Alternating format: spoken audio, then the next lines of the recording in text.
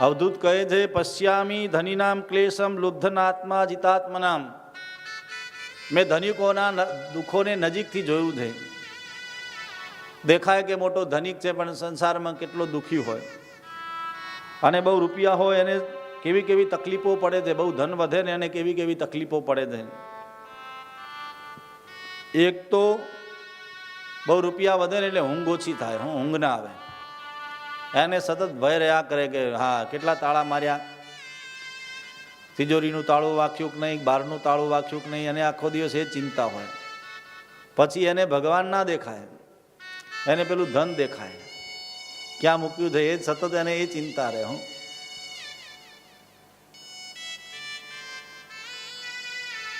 ઊંઘ ઓછી થઈ જાય. બહાર જાય તો ચિંતા રૂમની રહે, તાળું માર્યું કે નહીં, અંદર કેટલા પડ્યા મૂકીને આવ્યા છીએ,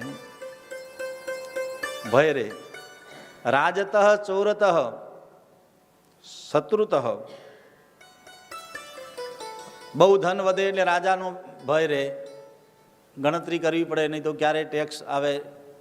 અત્યારે તો આપણે ભારતમાં બહુ કડક થઈ ગયું છે. હા, તમે જે ધન વાપરો ને ધન ક્યાંક મૂકો એટલે સીધી તમારી બધી ડેટા પહોંચી જાય.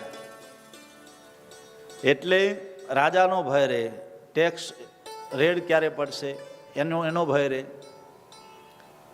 ચોરનો ભય રહે, ક્યારેક ધન વધે એટલે ચોરીનો ભય રહે બધાને.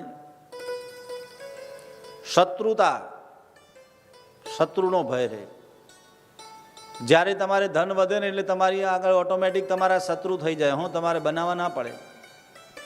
જે તમારા ખાસ માણસો હોય ને એ પણ તમારા શત્રુ થઈ જાય. તમે નીકળો ને પાછો એમ વાત કરે કે તો બહુ રૂપિયા વધી ગયા, બહુ મોટો થઈ ગયો, અમારી સામે બોલતોય નથી, અમારી સામે જોતોય નથી, આવું કે હવે તમે એને જોયો ના હોય, તમારું ધ્યાન ના હોય, પણ તોય લોકો તમારી આવી વાતો કરે કે આ તો બહુ હવે રૂપિયાવાળો થઈ ગયો, તો આપણને ક્યાંથી બોલાવે. શત્રુતઃ, શત્રુઓનો ભય રહે. સ્વજનાત પશુ પક્ષીતઃ. પોતાના સજ્જનોથી પણ ધનથી ચિંતા રહે. કેમ કે ધન વધે ને એટલે તમારા સગાવાલા તમારી પાસે રૂપિયા માગવા આવે. હવે તમે આપો તોય દુઃખ ને ના આપો તોય દુઃખ. ના આપો તો કે આ રૂપિયા આટલા બધા છે પણ શું કામના, કોઈને આપતો તો છે નહીં. અને જો આપો તો ફરી પાછા આપવાના આવે ને પાછા તમારે સંબંધો બગડે.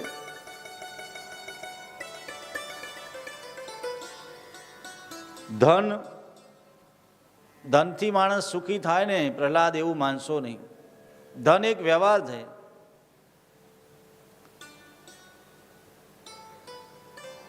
તમારે જો બહુ સુખી થવું છે તો ચલો તમને એક વ્યવસ્થા કરી આપું. તમારે આખી પૃથ્વીના રાજા બનવું છે, પૃથ્વીનો જ સમ્રાટ બનવું છે, તો આ પૃથ્વી તમને એકલા આપી દો. તમે એકલા જ આ પૃથ્વી ઉપર રહો. જેટલા દુનિયાના વસ્ત્રો છે, જેટલા કપડાં છે, તમારે જેટલી મોંઘી સાડીઓ પહેરવી હોય પહેરો, જેટલા સારા કપડાં પહેરવા હોય પહેરો, બધા કપડાં તમને કોઈ આપી દે. જેટલા ભોગોની વસ્તુઓ છે, ભોગ ખાવાની સામગ્રી બધી તમને આપી દે. બાગ બગીચા, પલંગો, વ્યવસ્થાઓ શું બધું તમને આપી દે. અને તમે એકલા જગત ઉપર એકલા જ હો, આ બધું તમે ભોગવો તો તમને આનંદ આવે ખરા?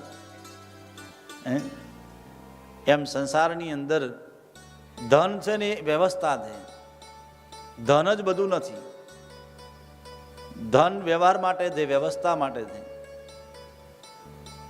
પણ આપણે ધનને જ બધું સમજી લઈએ છીએ, ધનને જ બધું માની લઈએ છીએ, એટલે એ માયામાં ફસાઈએ છીએ.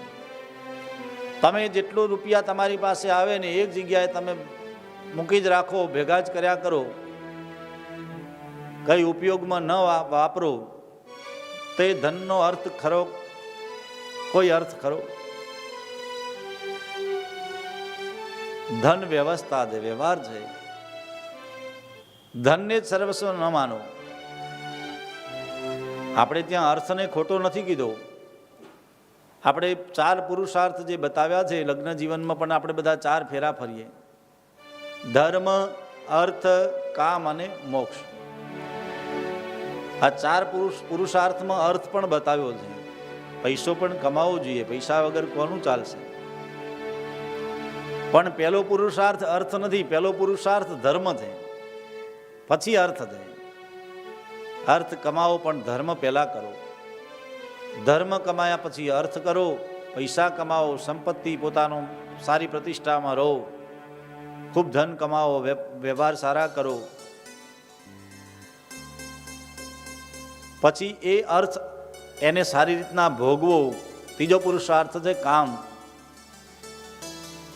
સારી ઘરની વ્યવસ્થા કરીએ, ભોગો સાથે રહીએ, એમાં કોઈ દોષ નથી. અને ત્રીજું બતાવ્યું મોક્ષ. આ 4 પુરુષાર્થ મનુષ્ય જીવનના ગૃહસ્થના સદાચારનું વર્ણન શ્રી અવધૂતજી પ્રહલાદજીને બતાવે છે.